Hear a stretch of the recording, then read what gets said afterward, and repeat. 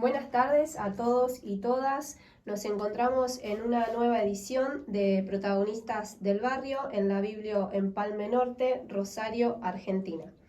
Hoy tenemos el placer de entrevistar a Osvaldo Ortolani, el actual presidente de la vecinal de Empalme. ¿Cómo estás? Para los amigos, Lalín. ¿Cómo estás? Gracias, un gusto estar en vuestra casa, en el corazón de Empalme y Graneros para el mundo. Siempre decimos, y es muy lindo que pasen estas cosas. Bueno, gracias. Y la primera pregunta que queremos hacerte es, si te preguntamos la historia de Empalme, ¿qué nos contás? Bien, primero ubicar en tiempo y espacio qué es Empalme y Granero. Empalme y Granero es un barrio humilde, trabajador, que está al noroeste de la ciudad de Rosario, allá lejos de todo.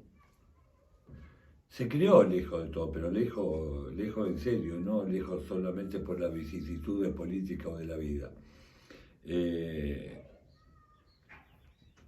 Entonces tenemos que situar Rosario, los primeros pobladores. Cuando a veces cuento la historia de Empalme, un poco mi historia familiar, porque soy la mis hijos son la sexta generación que nacimos aquí. Los primeros pobladores, el primer poblador era mi bisabuelo. Bueno, eso me llevó también a bucear un poco qué pasaba y por qué. Bueno, Empalme Granero, ese barrio, como estamos diciendo, la primera chaca se hace por ahí en calle Juan José Paso. Juan José Paso ya estaba abierta de antes, Ruta al Rey. Ruta al Rey se denominaban a todas las rutas de la época colonial, que ya estaban hechas por uso. ¿Qué pasaba? Por algún lado tenían que pasar los pueblos que estaban al norte de la ciudad de Rosario para ir hacia el oeste, para ir para el lado de Córdoba, tenían que pasar por algún lado. Iba por calle Córdoba, iba por el sur, en el norte iban por calle Juan José Paso. Después se le pone Juan José Paso. Y la vida urbana empieza a la orilla de eso. Ahí pasaba la tropilla arriando animales, el carro grandote, gigante, llevando mercadería. Eso fue alrededor de 1885, los primeros pobladores. Llegando al 1900,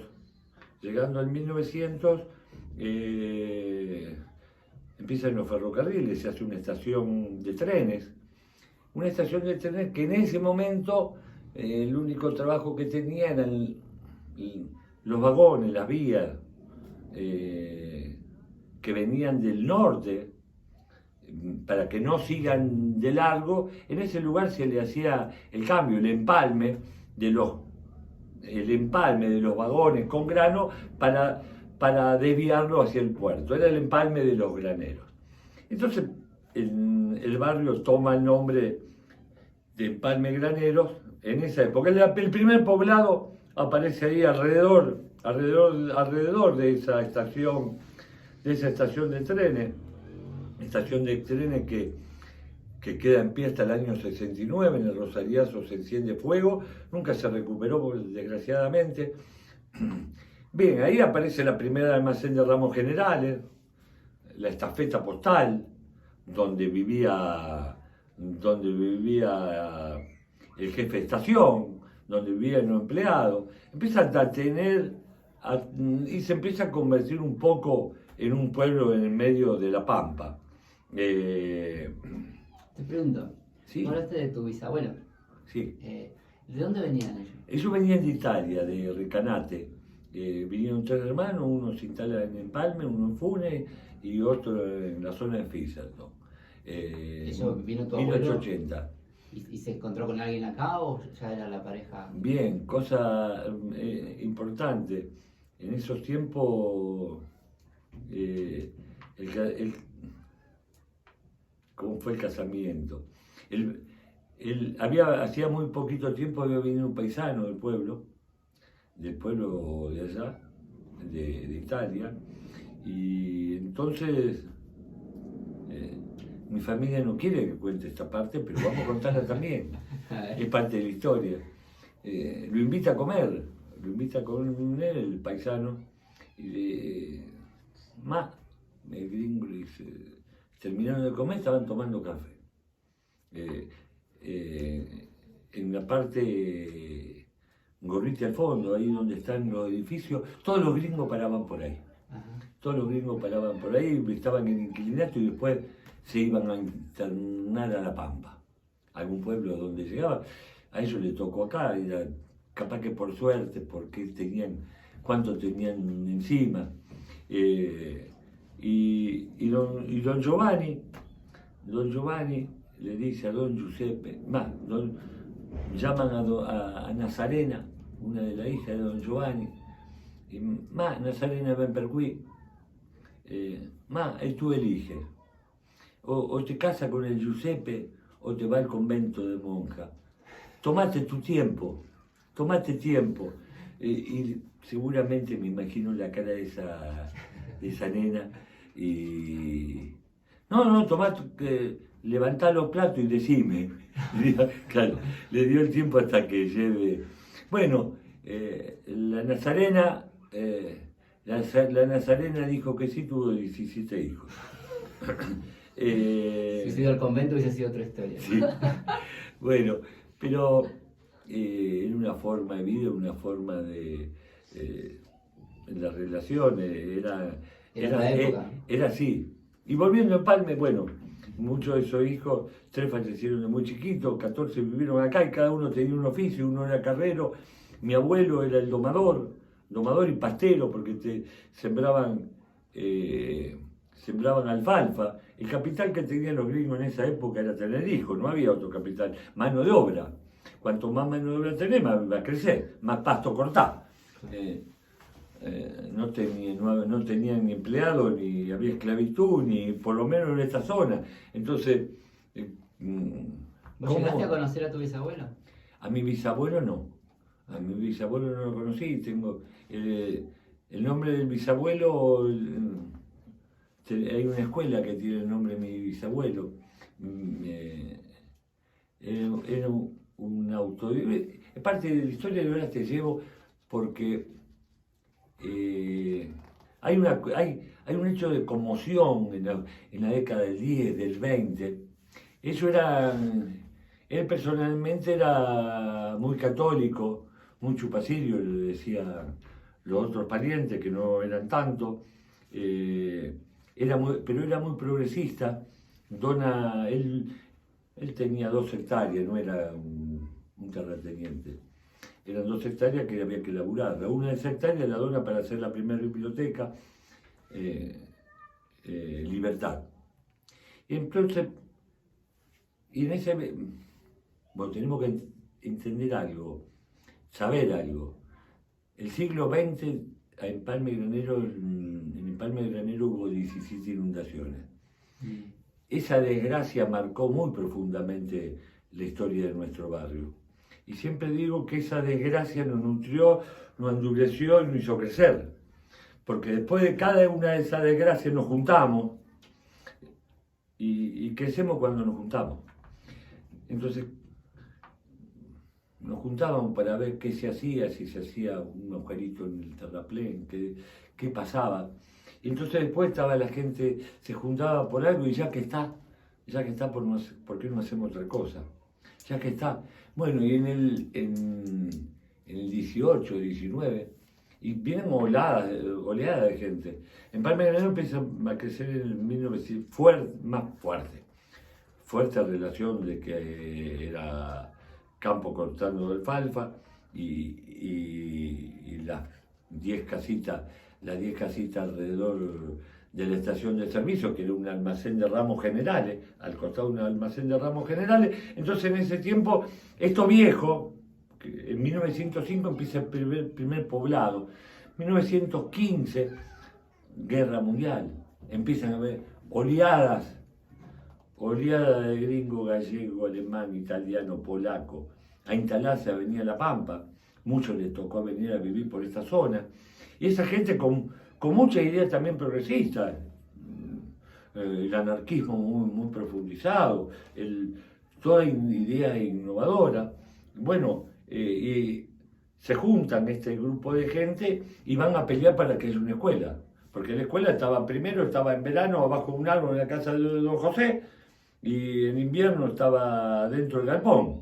Lo iban a buscar los chicos con un sulky. ¿Cuántos chicos serían? ¿5 o 6? 7, no. Pero era lo único que había. Y en ese almacén de ramos generales, llamada La Buena Viña, se instala la primera escuela. En el año 22. En el mismo año, primero se hace en el año 21, esa barra de muchachos hacen la biblioteca. Para estar en la biblioteca, a la gente le gustaba, empezaba a gustar la jugada de fútbol. Se empezó a hacer popular el fútbol. Pastelón no estaba. Entonces, para poder jugar al fútbol, vos tenías que saber leer o escribir. Y bueno, ¿cómo? Bueno, había una trampita. Si no sabía leer y escribir, tenía que estar yendo a la biblioteca a aprender a leer y escribir. Claro. Y te hacían poner también, y un día, aunque sea un día a la semana, tenía que estar de bibliotecario, ayudarle al que ayudaba. Tenía 4 revistas, 5 libros, alguien leía en voz alta para que la gente se empiece a enganchar. Estamos 21, se hace la primera escuela, se hace la biblioteca y se hace la vecinal. Una de las 5 vecinales también fue un hecho político, porque se ve que entre los que se peleaban en esa época en el país se enfrentaron con la sociedad de fomento. Para algún grupo de personas la sociedad de fomento era muy burguesa. Entonces había que hacer algo y se inventaron las vecinales. Se inventan 5 vecinales en el país. Una de esas 5 vecinales que se inventan en el país en el año 21 fue la vecinal de Empalme. Y es la única vecinal que desde el año 21 hasta hoy siguió trabajando ininterrumpidamente. O sea que, ¿Tiene más de 100 años? Sí, 101. Sí. 101. Te llevo un poco más adelante, ¿puede ser? Sí. ¿Qué recordás vos de tu niñez acá? ¿Cuál es el Empalme que vos conociste de chico? Bien, el Empalme que conocí era te cuento cuando yo llego. Voy a acelerar un poco la historia para llegar ahí. Bueno, estábamos creando las cosas, estamos en el año 20 y pico. Ahí se crean los 3 primeros clubes, los más importantes, los que formaban la vida social. Iban todos a la misma escuela. Vos tenías un arroyo que cruzaba el barrio, tenía terraplenes gigantes, vías gigantes por el otro lado, campo y nada por el otro lado. Entonces, ese grupo familiar, algunos decían que era una tribu, otros decían que era un gueto, pero era un barrio. Entonces iban todos en la misma iglesia, iban todos en la misma escuela. El sábado el Club Social La Gloria hacía un baile, Libertad hacía un baile, o Reflejo hacía un baile. Los 3 clubes que estaban, que es toda una página, cómo se crearon y de qué forma, pero algún día o en otra nota lo vamos a hacer. Se crea eso.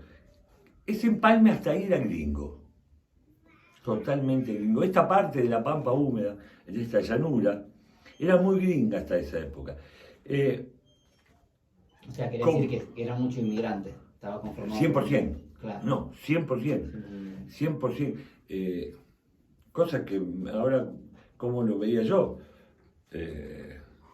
Mi primera infancia yo no tenía asado, era muy gringo. Era de mostachuela, era cosa al horno, pero mi abuelo era domador, estaba vestido onda semicriolla, con la faja, boina, pero era más gringo que criollo. Pero toda la ciudad y todo el sur de la provincia era así. No había inserto, no era que lo habían matado, lo habían sacado, no había aborigen, no había gente que había estado ahí, era un desierto. Entonces, vamos a saltear y vamos a llegar al año 45-50. En el año 45-50, más inundaciones, empieza a haber la revolución, viene una revolución industrial para este lugar. Como le pasa a Buenos Aires, da el gran salto, empieza a haber industria autóctona, la que ahora le decimos pyme. Don fulano aprendía, la imaginación, se mezclaba una cosa con otra y empiezan las migraciones del norte de nuestra misma patria, con todo un bagaje de ilusiones, porque iban a desarrollarse, venían de allá y se encontraban con una fábrica, y se encontraban con un empleo. Y esa fábrica iba creciendo y tenía orgullo de estar y contaban 3 ladrillitos, 4, empezaban con una chapa, pero 3 ladrillitos, 4 ladrillitos y creció. Y ahí se empezó a mixturar. Y ahí llega a nuestra zona el folclore. El folclore para adentro, para la parte aporteñada, digo porteña por Puerto, no por Buenos Aires, que era migrante, llega en esa época. El criollo, al revés, esos gringos se hacen todo criollo. Al revés. ¿Por qué? Porque sus raíces ya estaban, su hijo había nacido acá. Y qué orgullo, parece, sí, mi Italia, el gallego decía mi España, sí, pero él quería que se haga argentino, porque tenía sueño argentino, porque la Argentina lo había recibido.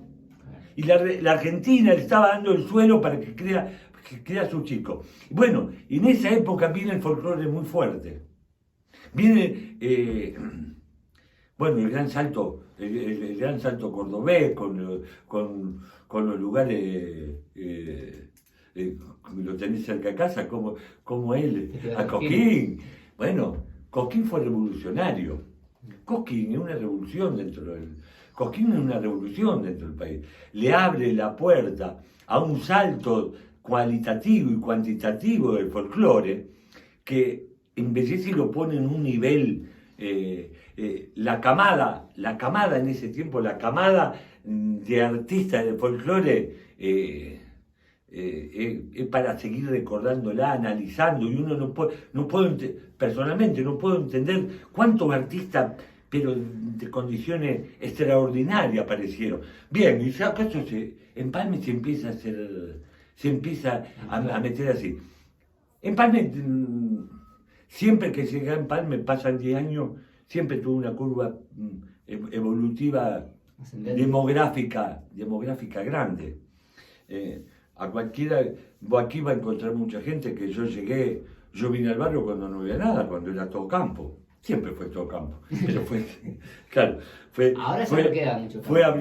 Fue abriéndose, claro. Ese círculo fue abriéndose y nosotros veníamos a toda esta zona a cazar pájaros, a la laguna, bien, había campo por todos lados. Y la última apertura, otra migración, después viene la última gran migración, la depresión, los golpes de Estado, entender los barrios periféricos como patio de atrás en serio, como lugar de expulsión. Esto está creciendo, esto me sobra, esto me molesta y lo echo. Le pasaba a Rosario, Rosario, ¿qué hacía con lo que le molestaba? Bueno, acá vamos al hotel, vamos a hacer un edificio, la gente que vive acá, 4 chapas, 3 tirantes y va a andar a vivir en Empalme. ¿Qué hacía Chaco? ¿Qué hicieron los gobernadores de Chaco del proceso y no proceso también? Su pobreza paupérrima, la gente más enferma, lo peor que para ellos, lo peor que tenían de ellos, que ellos no interpretaban que era ser humano que necesitaban, que no sabían el idioma, 90% de tuberculosis, 90% de... Venían y Génova y Chaco paraba un tren, los bajaba con una bolsita atada a hacer un ranchito, no sé si era un ranchito, una choza, se ataban 2 horquetas con un palo y tiraban rama y un nylon arriba. Bueno, eso es década del 80, 79, 80, 81, 82, 83, hasta el 85. Todo ese grupo humano que se fue creciendo. En esta parte del barrio donde estamos, por eso digo el barrio profundo, el último barrio sacrificado en serio, que tuvo que afrontar el gringo no entendía el idioma, lo hablaba el que estaba acá, o hablaba con, o hablaba guaraní. ¿Cómo se insertaba en esa sociedad que ya estaba? ¿Cómo intercambiábamos conocimiento? Y siempre que se intercambia conocimiento, el que debe saber mejor, el que tiene más. La concepción de la cultura es una concepción errónea y mala. Yo debo ser más que vos porque tengo más. Entonces, esa medición hace que cuando hay confrontación de cultura, el débil pierde. Bueno, pero acá como acá no había, la diferencia está siempre en el ser humano, el que vive de acá, porque negros somos siempre negros de alguien. Porque acá mismo el que vive acá le dice al otro, y si nos vamos a 5 cuadras, y si nos vamos a 10, y si nos vamos más al centro, todos somos lo mismo. Y entonces es un concepto, y si nos vamos más lejos, toda la Argentina, o todo Bolivia, o todo bueno, esa es una gran lucha de la humanidad. No es una lucha solo de Empalme o de cualquier barrio, esa es la lucha de la humanidad, la igualdad, la de conocernos, la de entendernos, la de creer que somos seres iguales y que tenemos los mismos derechos, es la gran pelea de la humanidad. La historia de la humanidad fueron revoluciones permanentes para buscar la igualdad, que se consiguió. Es una eterna... la libertad es una pelea constante, porque normalmente a veces se cambia de collar, pero se sigue con el mismo perro. Servimos bien, y bueno, llegamos ahora, se crea Numaín fue nunca más inundaciones. ¿Qué pasaba por qué digo, en el año 86 hubo una gran inundación, arrasó con todo.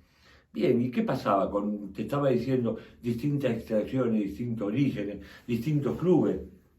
En la vecinal el presidente era comunista, el cura era más derecha, en el club de la Gloria era Peroncho, el club tal, la asociación de comerciantes, que era la asociación de comerciantes. Bien, ¿qué pasaba? Todas las inundaciones. Salía el sol, se secaba la pared, uno tenía que trabajar, el otro tenía que ir a jugar el sábado la pelota, y las peleas iban diluyendo.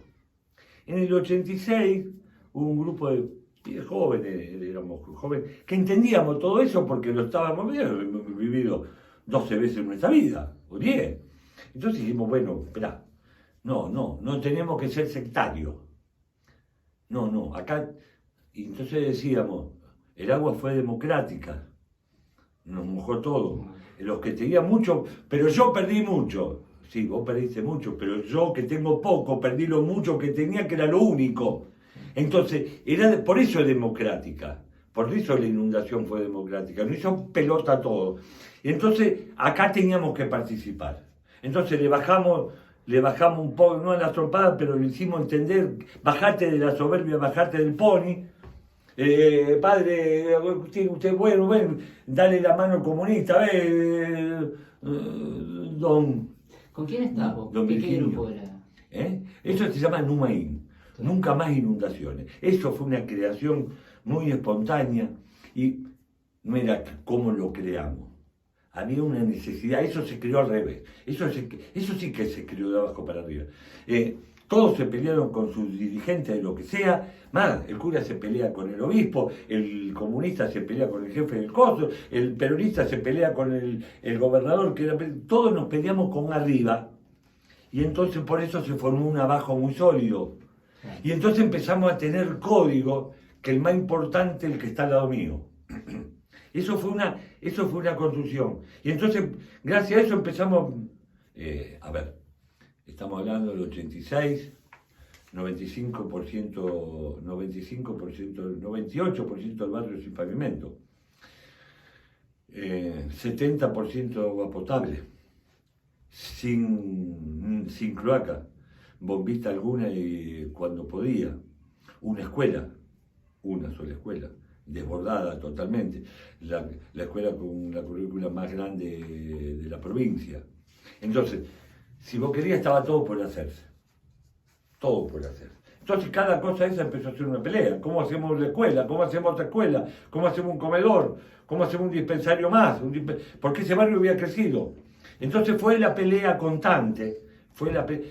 No es que hoy que esto es maravilloso, color rosa, salíamos de todos tomaditos de la mano, no, pelea interna profunda, porque se construye así. El libro Historia, que salimos todos con la cintita celeste y blanco, y Frenk y Beruti aplaudían. No, la historia no es así tan romántica.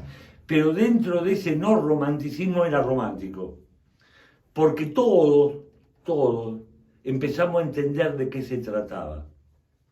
Y hoy otra vez mismo cuesta mucho. Cuesta mucho más lo interno siempre que lo externo. Porque empiezan los celos, empieza el coso, porque se salió, y aquel porque lo hicieron como lo hizo. Todas esas cosas pasan. Pero es el barrio que más crecimiento tuvo, yo digo, más crecimiento a nivel social. Pero hubo crecimiento demográfico, hubo crecimiento de calidad de vida, hubo acción del Estado, hubo acción importante en los lugares que estaba, el barrio ya de por sí, olvidado del todo. Estamos aquí donde ustedes están transmitiendo, estamos en la parte más excluida de lo excluido, la parte que el Estado tiene que tener mayor mirada. Porque no se hace solo. Ese largo brazo que dicen los liberales, de ese largo brazo del mercado que hablan los liberales no llega acá. Antes que llegue te moriste 10 veces. El colectivo queda lejos, no pasa. La basura no te pasan acá, no pasan a recorrer basura. Entonces cada cosa es una pelea. Bueno, y ese barrio, Empalme Granero, que para nosotros es un orgullo, un ejemplo, es creadora, esas cosas le hizo ser creadora de muchas otras cosas. En Empalme, mirá, lo digo como ejemplo, pero hay muchas cosas parecidas. En el año 86, la última inundación, hacíamos una movilización, había 15.000 personas. Hacíamos la asamblea de los miércoles, y había 100, 150. Hoy, con la mirada de hoy, 150 personas en una asamblea, un montón. Y la degradación social de la no participación, que es un trabajo que nos debemos permanentemente, militantes de la vida, no militantes políticos. Eso lo tenemos que construir, participar, comprometete. Obsesionado por eso. Eso que tenía 150 personas eran todos viejos. Y nosotros éramos pibes, aquí había un par en el grupo, había un par de chicos que estaban estudiando medicina, arquitectura, psicología, el que venía de trabajar. Empezamos a pensar, ¿por qué son todos viejos? Y claro, mira qué estupidez, lo estábamos viendo, habían perdido todo, no tenían razón de vida. Y entonces, después entendimos que la palabra vejez es la falta de proyectos. ¿Cuántos proyectos me quedan? Cuanto menos proyectos me quedan, más viejo estoy. Vos podés ser un viejo de 15 años y podés ser un joven de 90. Entonces empezamos con eso, y cortamos un papelito, venía a enseñar, venía a aprender, y empezó a ser una cosa que participaban 100, 200 personas para cada actividad. Llamábamos y había, en el primer lugar que se hace educación física para tercera edad fue en Empalme Granero.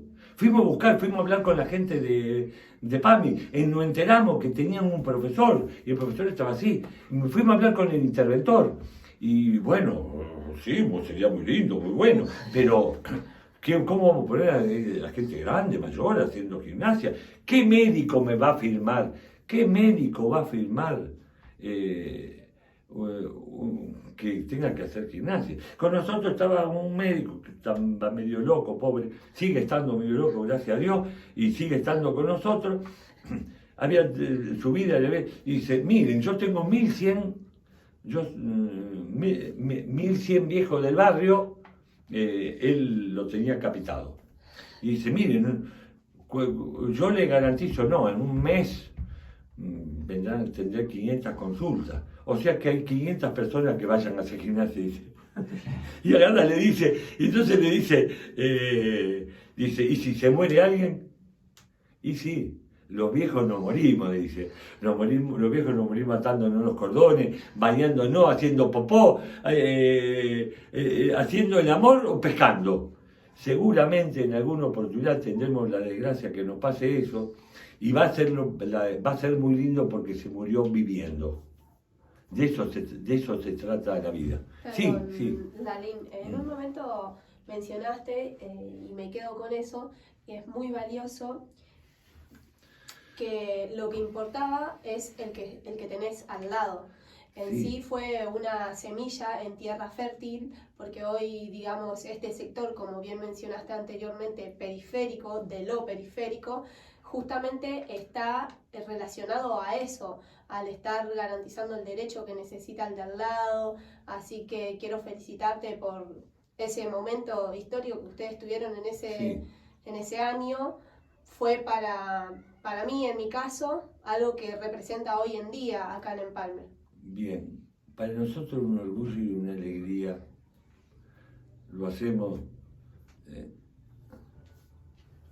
somos parte de lo mismo. Cuando nos ponemos acá en la puerta y alguna señora me llama, ya pasamos a ser viejos nosotros.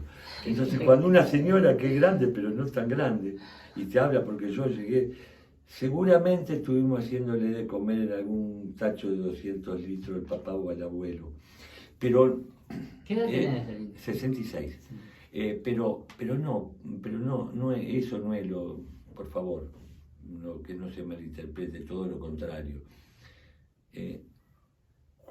Estamos diciendo Laguna, hace 20 años atrás, entrar acá, la huella de un carro sin luz, sin agua, tomar gente acá donde estamos, es un ejemplo.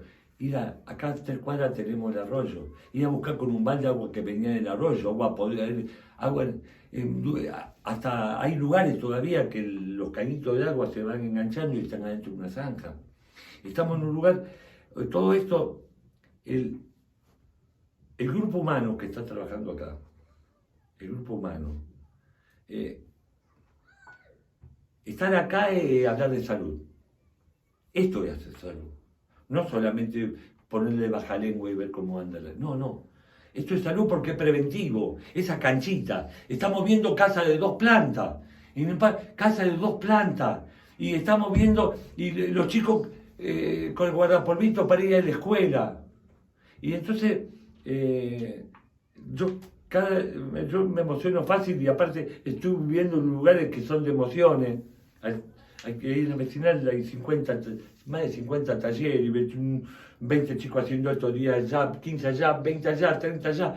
Entonces, este último tiempo, más que nunca, y nos cuesta, no es fácil, pero vamos tejiendo. Alguien dijo la patria del otro, nosotros somos el barrio, somos todo y somos el otro. Entonces, ¿cómo hacemos para que el chico del jardín camine? Hay una cosa vale la reflexión. Uno le pregunta a los chicos, ¿vos de dónde sos? ¿De Empalme? ¿De dónde? De allá, de Empalme. Su barrio es su cuadra. Entonces, dentro de un mismo barrio tenés 1000 barrios. Dentro de un barrio tenés 1000 barrios. Entonces, nuestro trabajo, porque mi barrio es esa cuadra que tiene basural, que tiene esto, pero él también se está sintiendo chiquito. No tiene una pertenencia mayor. Tenemos que trabajar eso. Mi barrio es grande, el mejor y el único y el que más. Y mi ciudad también. Y yo soy argentino y lo digo con orgullo. No soy argentino porque metió el gol Messi. No, somos argentinos por muchas otras cosas. Bueno, y la Argentina esa grande se hace con un montón de chiquitos, Cuando venimos acá es emocionante. Venimos a la fiestita, hay un par de chicos haciendo el EMPA, la secundaria, otros haciendo, salimos con los chicos del jardín de allá, 10 cuadras. La vecinal hizo el primer edificio de planta y el primer ascensor del barrio.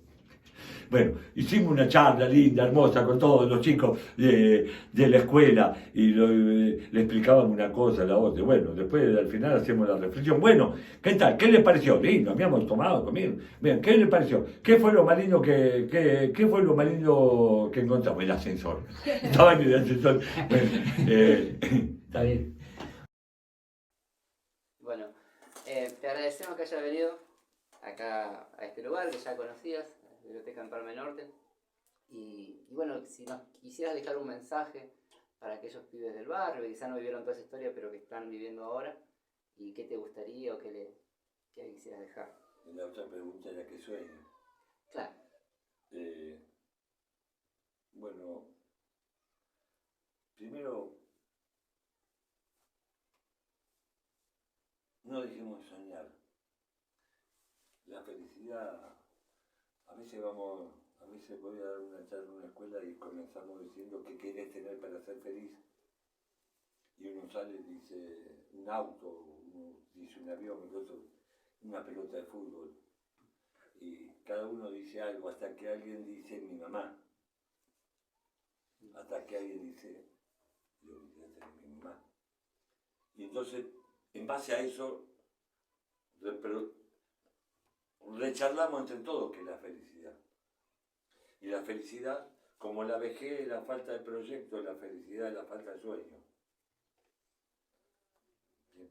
Entonces, no dejemos de soñar. Yo no quiero vivir en Beverly Hills. No quiero en Nueva York, que acá haya un edificio, que no conocemos a nadie y que pase el subte. No. Si pasa mejor. Esperá, lo merecemos, no queremos, no tiene que estar uno en contra del progreso. Pero yo quiero una comunidad feliz. Y muchas veces la felicidad no pasa por lo material. Mi sueño es que los chicos puedan seguir jugando a la pelota, que Daniel cuando pase le diga, ¡chao Daniel! Y a mí me digan, ¡chao Lalín! Con eso lo demás se paga solo. Bueno, muchas gracias. Muchas gracias.